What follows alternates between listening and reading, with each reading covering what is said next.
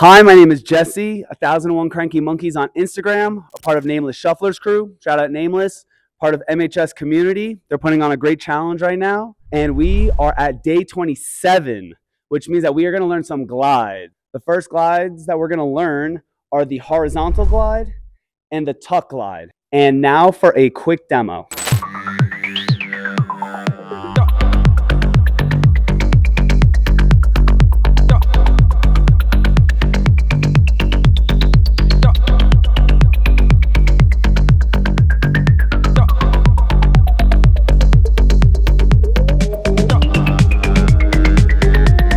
All right, and now let's break that down. So first, I like to start on my right foot. So I'm gonna start on my right foot in this perch position, okay? I'm going to step over my body, planting my right foot down. As I plant my right foot down, my left foot is gonna go onto its toes or onto the ball of your foot. It's your decision, all right?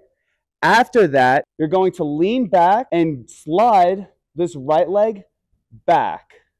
As you're sliding this right leg back, when you feel that the gliding foot has met center or like met midline of your body, your whole body, the shoulders, the hips, and the ankle are going to slide as one unit, okay?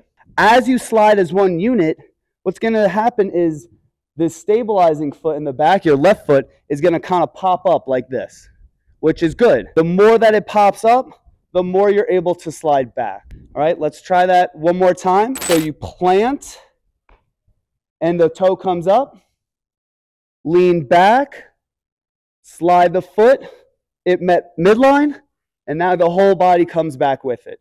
One whole unit. All right, so now let's talk about weight distribution. So obviously all of my weight is on my left leg. Once I place my right leg down, they're pretty even between each other. Both legs have pretty much even weight. I put a little bit of weight on this on the right leg, so now I actually have a lot of weight on the right leg. See, I can actually pick this leg up. As I'm about to glide back, I'm going to transfer all the weight that's on my right leg to my left leg. This weight distribution is basically 95% on the left leg, 5% on the right leg.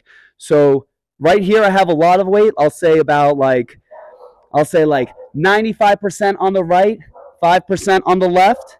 And now I push off, glide. This now has 5% of the weight.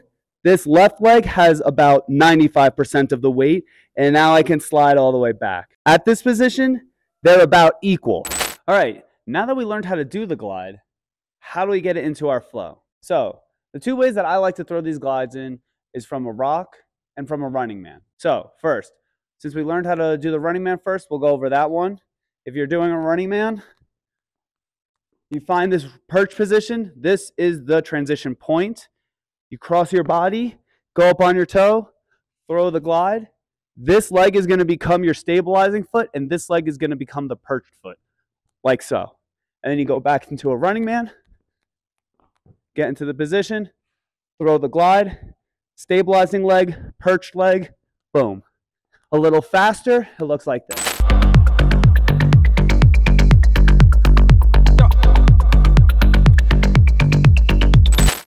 For rocking, I like to throw the glide on the third beat. So if I were to go slow with my rock, it would be 1 and 2 and 3. You get into the glide. And is when you actually do the glide.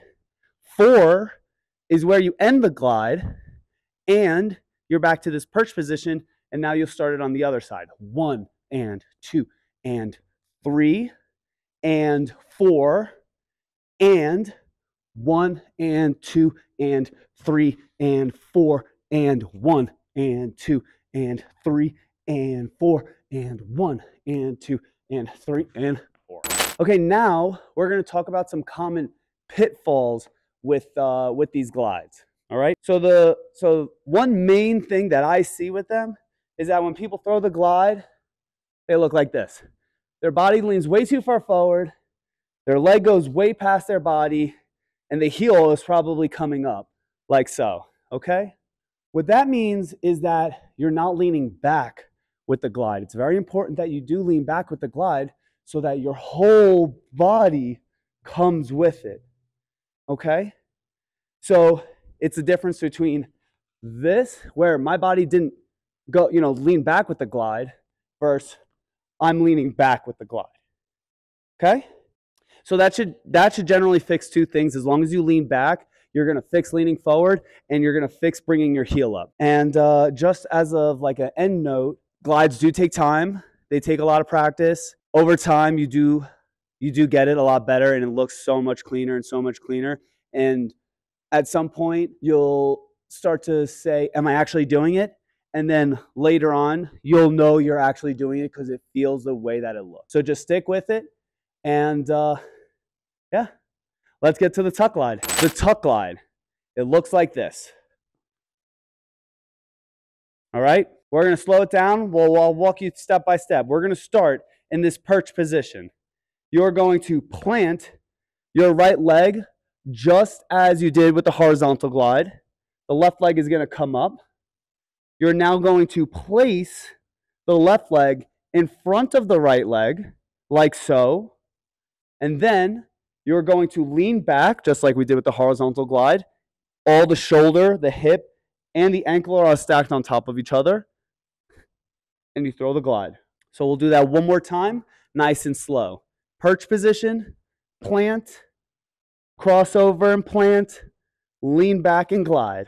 So where I like to throw this into my flows as well is with a running man and with a rock. So I'll be running man, right? I'll get into this perch position, cross it over, glide, and the leg that was stabilizing over there is going to be over here now, and the gliding leg is going to be perched up just like this. And we're going to go back to it. Boom. A little faster looks like this.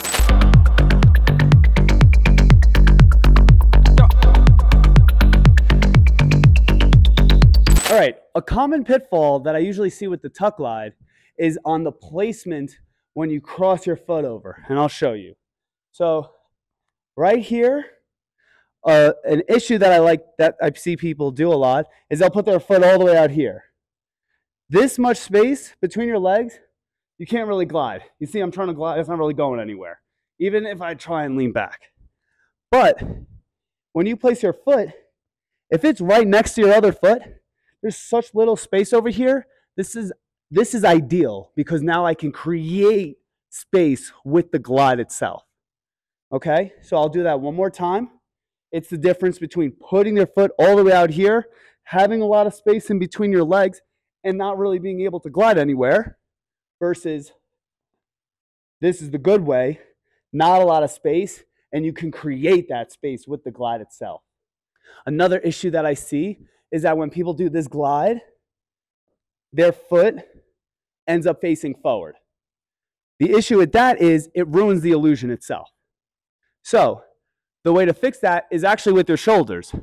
So wherever your shoulders are pointed, that's kind of where your foot is going to point, okay? So if I want to glide this way, my shoulders are going to face the opposite direction so that my foot that's gliding is going to stay in the same plane. Boom. You see how my foot is parallel with this foot, with my shoulders? It's staying in the same plane. I'll do that one more time, and I'll go a little slower with it. So I get into the glide.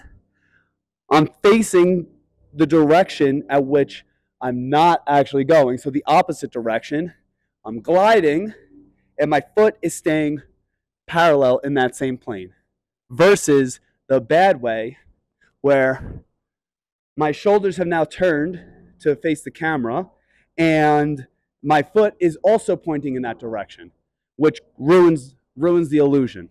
All right, now that we just learned two glides, let's try and put them together.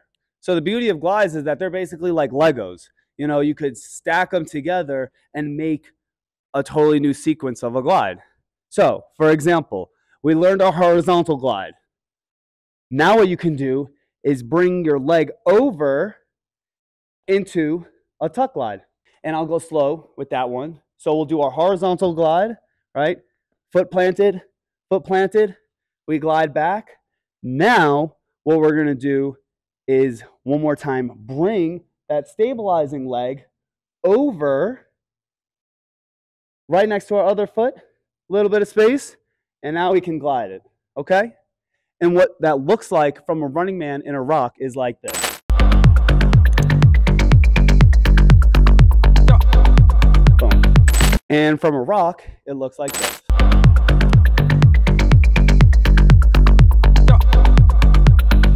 So what it looks like from the other side, because you have to do glides on both sides. You can't just do them on one side. It looks weird if you just do them on one side. Got to be able to, ambidextrous that bad boy. So what it looks like is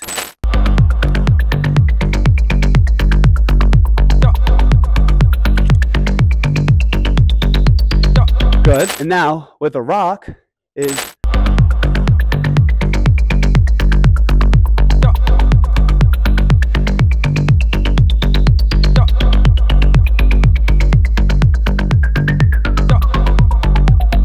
there you go. Now you just have your own glide combo. There are many other ways to, throw glides, not just from a rock, not just from a running man. That's where your creative input comes in. And now the world is your oyster. See where you could throw these puppies in, whether a Charleston or like a Polly Pocket or whatever it may be. Something else that we learned from this challenge, maybe from a back step. And that closes out day 27 with our horizontal glide and our tuck glide. Tomorrow, we'll be doing another glide. That one's a really fun one as well. And, let's get creating, have fun, and see you tomorrow.